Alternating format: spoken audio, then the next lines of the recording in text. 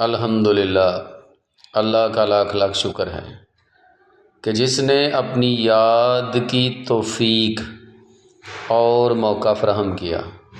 لاکھوں اور کروڑوں درود حضرت محمد مصطفیٰ احمد مجتبی حبیب کبریا امام الانبیاء خاتم النبیین صلی اللہ علیہ وآلہ وسلم کی ذات پر کہ جن کے طفیل مالک الملک نے یہ مہربانی فرمائی۔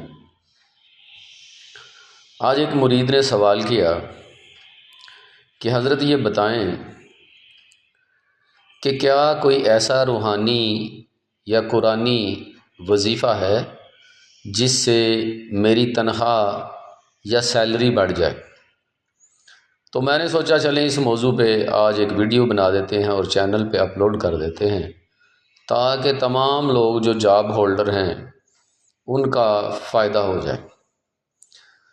جی ایسا وظیفہ ہے، اللہ تبارک و تعالیٰ کے نام جو ہیں اور اللہ کی کلام جو ہے اس میں بڑی طاقت ہے، جو پتھر دل مالک کو بھی موم کر دیتی ہے، اور وہ اس وظیفے یا عمل کی برکت سے اللہ کے حکم سے اس کے دل میں یہ بات آ جاتی ہے کہ وہ اپنے امپلائی یعنی اپنے ملازم کی تنخواہ خود بخود بڑھا دیتا ہے، اس کا دل کرتا ہے۔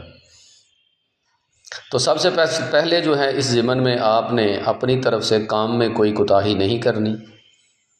دوسرے نمبر پر آپ نے روزانہ کوئی بھی وقت آپ مقرر کر لیں، عشاء کی نماز کے بعد کا کر لیں یا صبح فجر سے پہلے کا کر لیں، تو آپ نے ایک وظیفہ جو ہے وہ کرنا ہے کہ سب سے پہلے آپ نے 11 مرتبہ درود ابراہیمی پڑھنا ہے۔ اس کے بعد یا رافع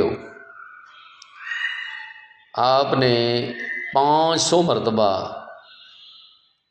پڑھنا ہے۔ اس کے بعد 11 مرتبہ پھر آپ نے درود ابراہیمی پڑھنا ہے۔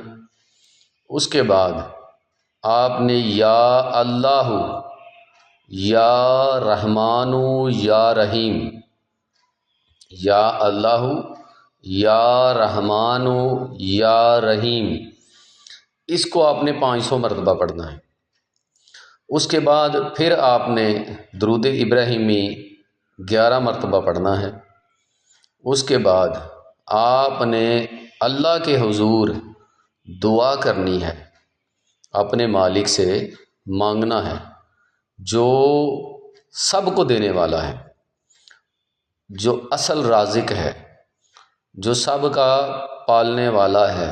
اس سے آپ نے نہایت عاجزی سے گڑ گڑا کر رو کر دعا کرنی ہے کہ یا اللہ میرے حال پر بھی اپنا رحم اور کرم فرما۔ تو انشاءاللہ بہت جلد